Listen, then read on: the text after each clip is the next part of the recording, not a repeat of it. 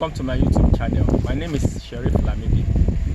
This video I will be responding to several questions that have been popping into my phone and a whole number of questions into my emails and social media. I have received quite a number of questions about how can I go about scholarship application process, and some have also asked that how can they do it. They have graduated with a low CGPA. How can they still have a benefit of a fully funded scholarship to the US, Canada, or Europe? Some will even call saying that they graduate with HND certificate and they are aware that their HND certificate is not useful for fully funded scholarship. Says who? So in this video, I'll be responding to all of these questions, giving you all you need to know, all you need to do, and the processes, the procedures that you need to follow in order to gain this fully funded scholarship. For you to get this in details, make sure you listen to this video to the end, and don't forget to like, subscribe, and share this video. I'll be back. Welcome back. Now, in the US especially, for you to get a fully funded scholarship for PhD, basically your BSc is a basic requirement.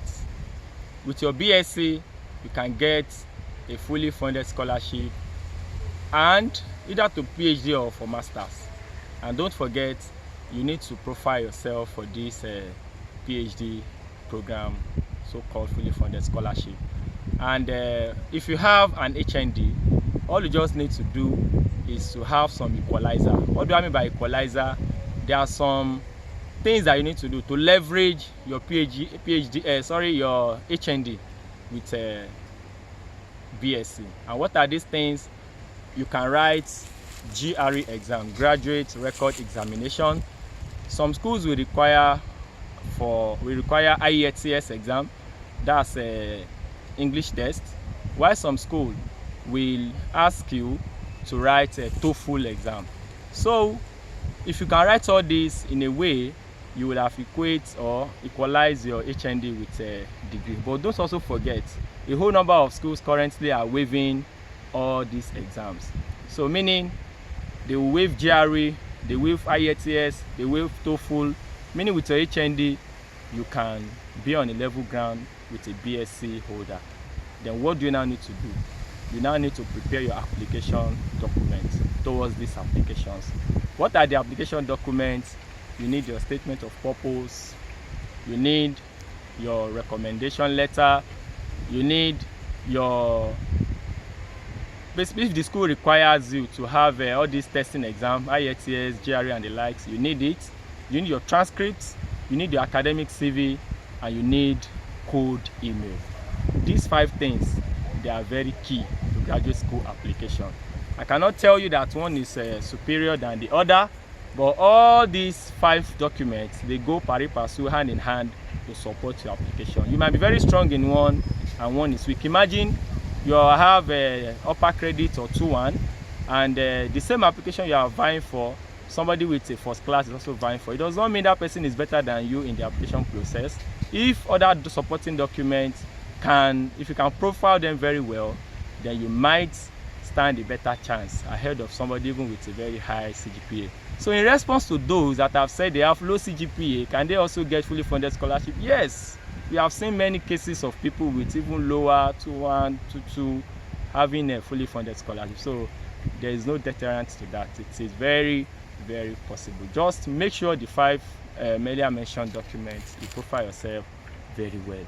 Now, you need to know that if you are vying for fully funded scholarship, it is not your program, your course that want to give you fully funded scholarship. It is not your mechanical engineering, it is not your microbiology, it is not your chemistry that want to earn you this fully funded scholarship abroad to the US, Canada, or Europe.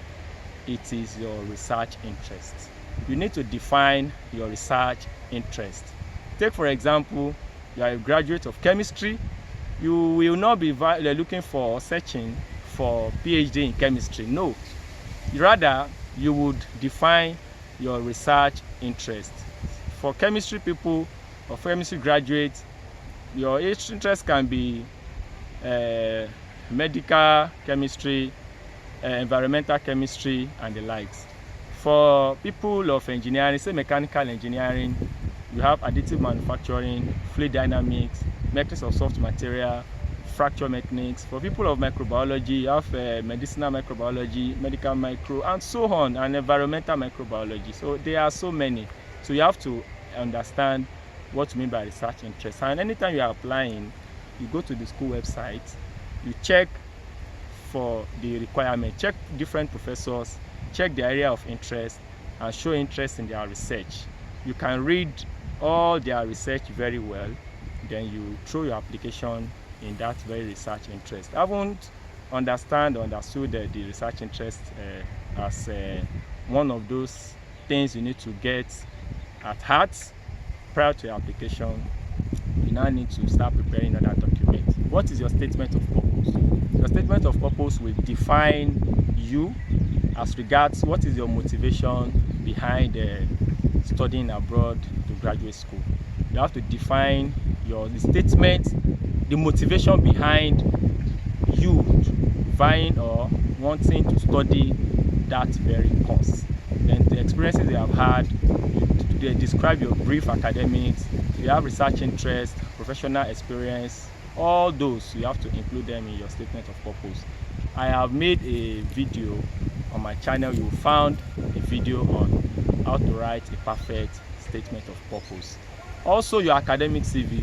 I have seen people writing academic CV, putting age, gender, sex, marital status, religion. All these things are not needed. All these are just for your regular job application. No, it's quite different for academic CV. When you say academic CV, we want the graduates committee, they want the encyclopedia of you as regards or in the context of academics. All they want to see, the first thing is your research, your address, your research interests. You list them. Always try as much as possible to list up to 3 to 4 or even 5 research interests. For those people in electrical engineering, can lead power, energy metering, and so on. For people in mechanical engineering, additive manufacturing, fracture mechanics, design and manufacturing, nano engineering, or even MEMS, micro electromechanical system. Those are specific research interests. You have to include them on your CV, your academic CV. After that, you have to list your education and always include your supervisor. We call it a research advisor.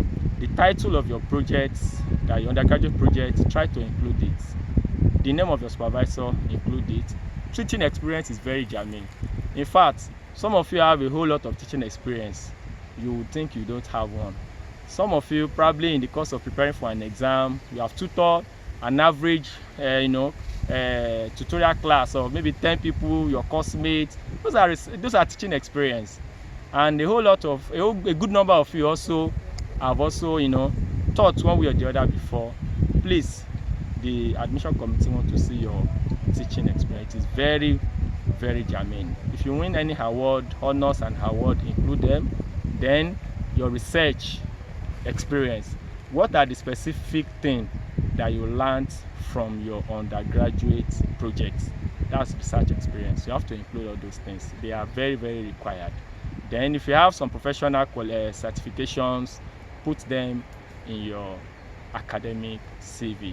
Then another important document you need to prepare for is your transcripts. You must have your transcript handy. We call it unofficial transcripts. So the admission committee would evaluate you. They will assess you with the transcript, the unofficial transcript, the one you have. They will allow you to send in that one. After they must have made their decision, they can now ask you to send in the official one. That will be stamped and sealed by your institution.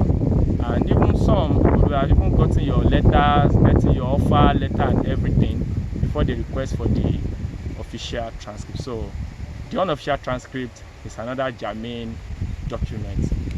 Now you'll find yourself in graduate school soon. Please don't forget to hit the like button. Make sure you subscribe, share,